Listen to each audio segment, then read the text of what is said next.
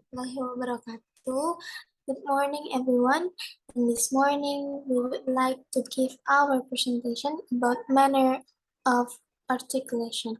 But before we start our presentation, allow me to introduce myself. My name is LESTARI, and my partner, there's FARAH, HANIFAH, and FARISHA, JASMINE. And we were from group 6. Manners of articulation. So far, we have concentrated on describing consonant sounds in terms of where they are articulated. We can also describe the same sounds in terms of how they are articulated. It refers to manner of articulation.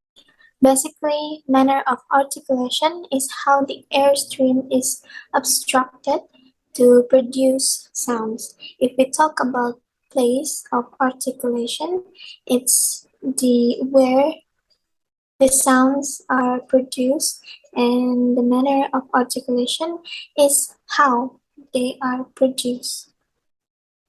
Yule, as cited in Maisa in 2014, mentioned that manner of articulation in consonants consists of stops, fricative, affricative, nasal, liquid, and glides, which stated below. The first one is stop.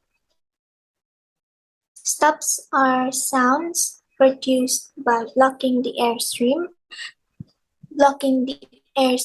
completely, and then releasing it in a burst of air, just like the name describes it. Stops are sounds that cannot be prolonged, but they just happen and then they stop. Notice that when we say b and b, your lips are closed together for a moment, stopping the airflow. B and b are bilabial stops, and b is forced bilabial stop. T, d, and k and g are also stops. English contains the following stop consonants. So we have these two sounds, b and b, but those are sounds that just occur one, but they cannot be stretched out. They cannot be prolonged. And how these sounds are produced, both of these sounds are basically in the same manner. Your lip closed, and then at the same time, there's a buildup of air that's coming from your lungs, and the air builds up until it's released, and then there's the burst of air and a little explosion happens, and that is where the sounds b and b comes. For the example, for consonant b, there is purse and wrap. The oral passage is blocked by closing the lips. And for b, there is back and cap. The oral passage is blocked by closing the lips. And we have these other two that is d and d. The difference is that for this sound, we have the tip of the tongue approaching and touching the alveolar ridge and holding that air that is coming from the lungs and creating that pressure that built up behind the alveolar ridge and suddenly releasing it, then causing sound th, and d. For the example, for the consonant, there is tap and rat. The oral passage is blocked by pressing the tongue tip against the alveolar ridge. For the, there is dip and bat. Oral passage is blocked by pressing the tongue tip against the alveolar ridge. And the same thing happened with these two sounds. There's k and g. But the difference is at the back of the tongue is coming up and touching the velum, and that's where the air builds up, then just release with k and g sound. For the example, for k sound, there's kite and back. This one, we block airflow with the back of the tongue against the soft palate or velar. For the g consonant, there's good and bug. We block the airflow with the back of the tongue against the soft palate or velar. Fricatives. Fricatives are consonant sounds produced by a partial obstruction of the airstream as opposed to the stops where there is a complete obstruction and then there's a sudden release. The fricative, there is just a partial obstruction. The amplitude which the air escape is so small that friction is produced, much as air escaping from a punctured tire makes a hissing noise. Is made almost touching the air with tongue near the roof of the mouth. It is a voiceless palatal fricative. The English fricative sounds are as follows. There are initial and final words. These two sounds occur with the bottom lip pushing the top teeth vastly. They touch each other, but there's just enough space left for air to come out. So, when you produce, for example, there's just enough space where that airstream is coming out. And there's that airstream coming out through your mouth that is basically turbulent. It's not free-flowing, but is a turbulent and airstream that coming out your mouth that causes this fricative. And that turbulence causes friction, and that's why they're called fricatives. You have the f and v move that occur as fricative, as opposed to the stops. Fricative can actually be prolonged as long as you have air in your lungs. For the example is throw and cough. Air is forced to the upper teeth and lower lip or the duodental. Wine and hair.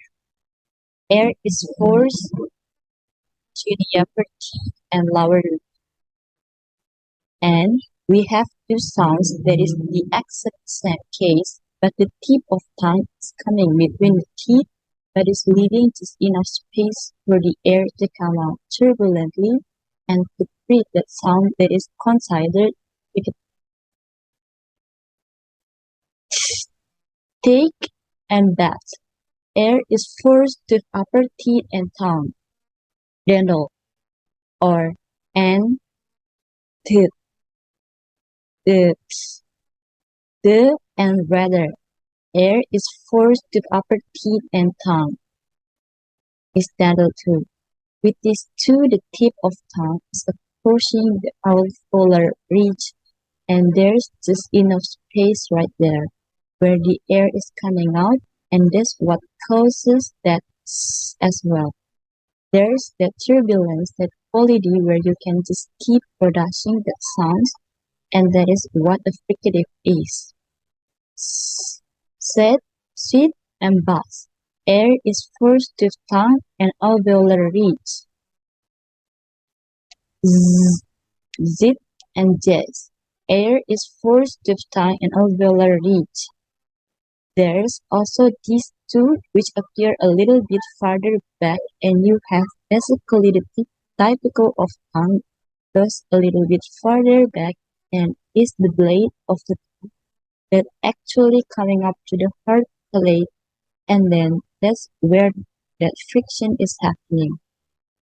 Sh, sh, sh, shot and brush. Air is forced to the tongue and point is beyond alveolar ridge. Post-alveolar.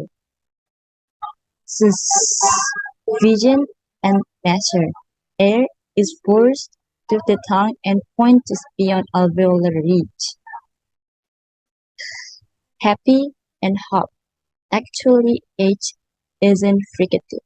It's technically not even a real consonant sound since there's no constriction or obstruction of airway. Abricatives. The affricatives are a special group of sounds that are formed by combining a stop and a fricative. In English, only one pair of sounds occurs in this category. The English affricate sounds are ch, ch, and mat. Air is blocked with tongue just beyond the alveolar ridge, post-alveolar, then released as a fricative. Ch, jam, and bat. Air is blocked with tongue just beyond the alveolar ridge, then release a fricative. This sound cannot be prolonged, so even if there a combination between fricative and a stop, what's really happening? We have third like stops where they just appear in a burst of air and then they disappear. However, they're slightly different because they're not explosive to stop. They're a little bit softer and then creates the different quality of the sound where it starts off like a stop, then it's smooth out. Nasals. Nasals are actually produced with the airstream passing through the nose. In English, the three nasals mm, mm, mm, are made with the lips and the tongue in the same respective position. Therefore, however, air pressure does not build up as it does in the stops. Instead, the uvula, the flap that controls the opening to the nasal passage, is open, allowing the air to flow through the nose. In English, the nasals are always voiced, whereas and may occur at the beginning as well as at the end of syllable in English, as in mum and occurs only at the end of syllable as in sing. There are three nasal consonants in English. The first one is the example is neck and plain. Oral passage is blocked by closing the lips or bilabial. The lips close, and that's where the airstream is being stopped, but the air actually leaves the nasal cavity, and that's what gives that different quality. The second one is The example is no and man. Oral passage is blocked by pressing tongue tip against the alveolar ridge. You could try pinching your nose and closing your nose and try producing and it is this impossible to sound. do because you need the air coming out of nasal cavity for it to actually sound like that. The difference with the is that the air is actually stopped with the tip of tongue at the alveolar ridge, but still the air comes out the nose. The third one is The example is going and found. Oral passage is blocked by pressing the back of your tongue against the soft palate fuller. Airstream is stopped with the back of the tongue, the volume, and the air comes out nasal cavity. It's that nasality that actually gives the sounds their quality.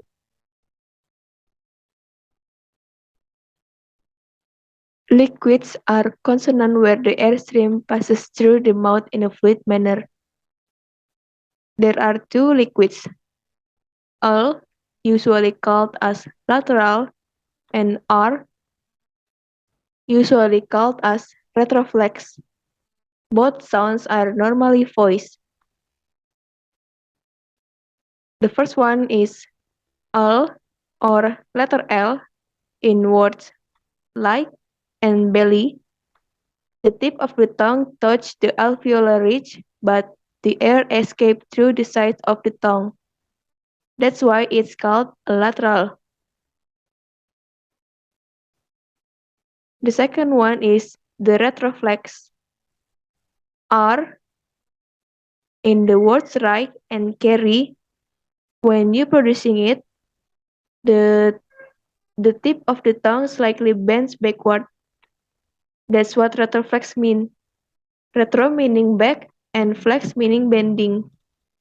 When describing these two are actually alveolar liquids, so we call the alveolar lateral and the retroflex the alveolar retroflex.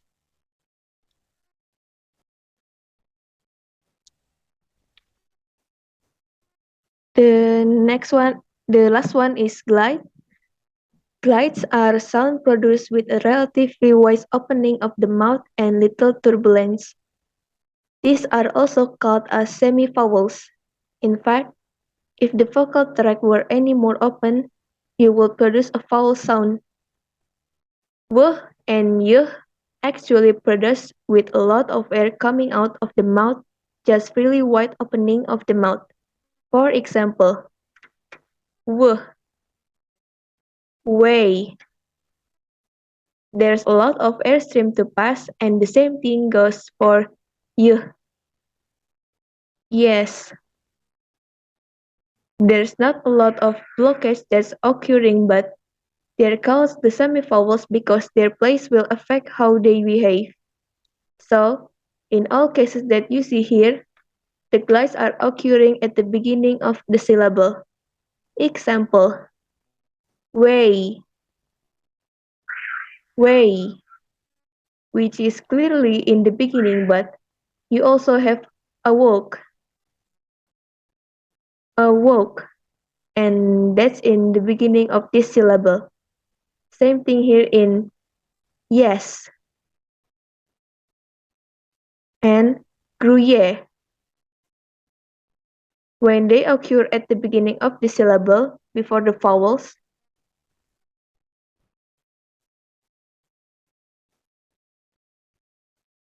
these glides will act like consonant, and that's when they call glides. But if you have glides that occur after the vowels, it could be at the end of the vowels or right next to the vowels before the next syllable. This would actually be considered vowels, not consonant. So they're only a consonant or they occur at the beginning of the syllable, and that's why we call them glides or semi-vowels. The W is bilabial glides and the Y is the alveopalatal glides.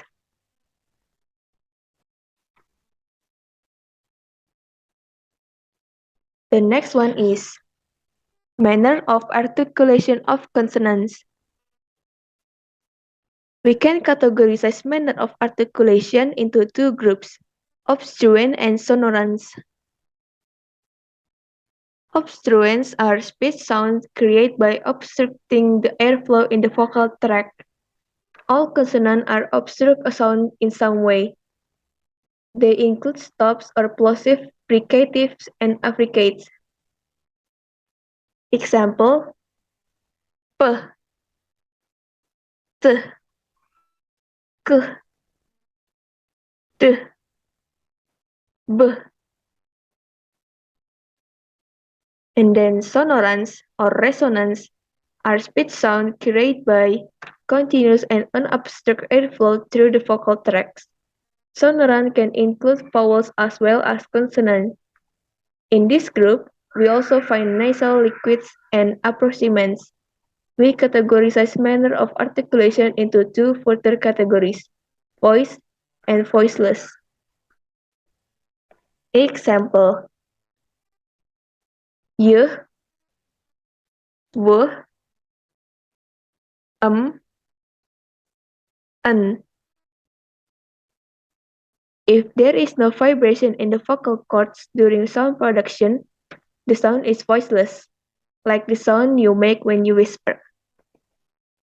Example: when making the sound and s, you can feel that there is no vibration in your Adam's apple. If there is a vibration in the vocal cords during sound production, the sound is voiced.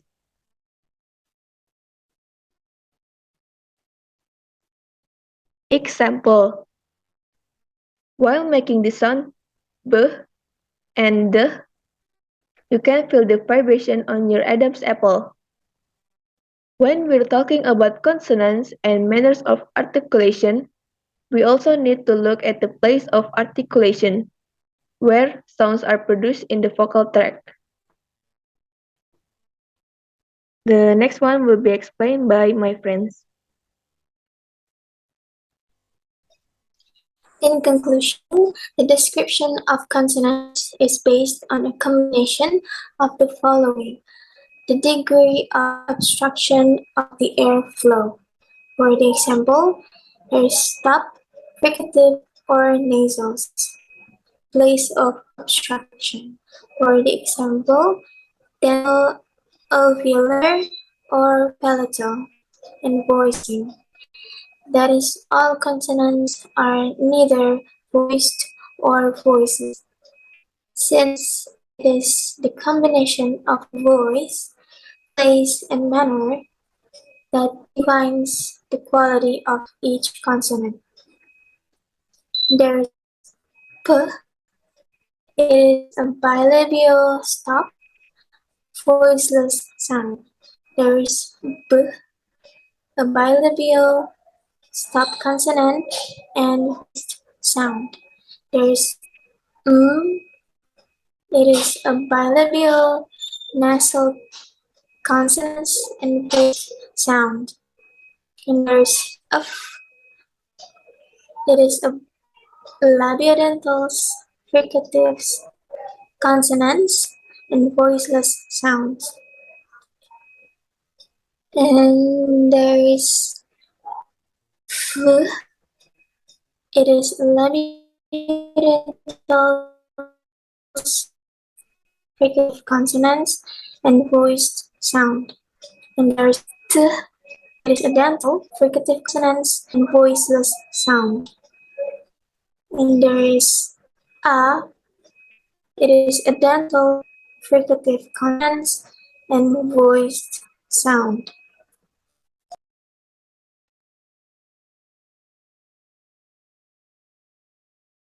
Th, an alveolar stop, voiceless sound, and t, an alveolar stop, voice sound, s, s, and alveolar fricative, voiceless.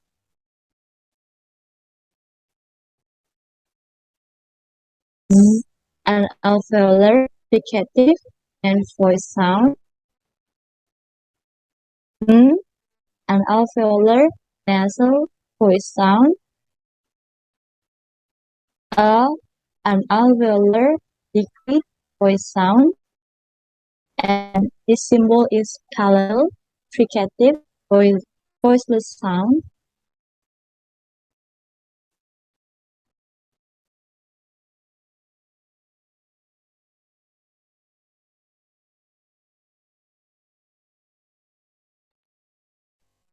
Z, a palatal fricative voice sound.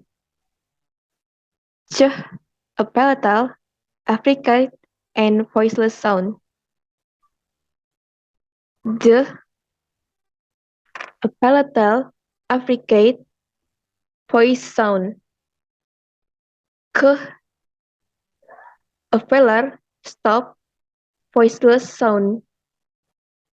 G, a velar stop voice sound. N, a velar nasal voice sound. And the last one is Y, a palatal glide voice sound.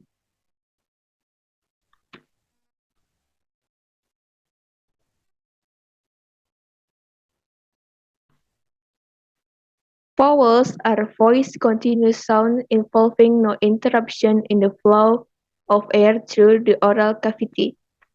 Different vowel sounds result from changing the shape of the mouth. Each vowel is associated with a different configuration of the tongue and lips. For example, to say E represent phonetically as E, the lips are somewhat pulled back and the tongue is arched up toward the palate. To say U, as in U and Su, represent as U, the tongue is raised towards the back of the mouth and the lips are round and pushed forward. Vowels are sound produced with a relatively open vocal tract, so they actually do not have a point of articulation, place of constriction, or a manner of articulation, type or degree constriction, and they are almost voiced. We can change the shape of the vocal tract and thus change vowel quality in various ways. The first one, we can raise or lower the body of the tongue. The second one is we can advance or retract the body of the tongue. The third one is we can round the lips or not. And the last one is we can make this movement with hands or legs gesture.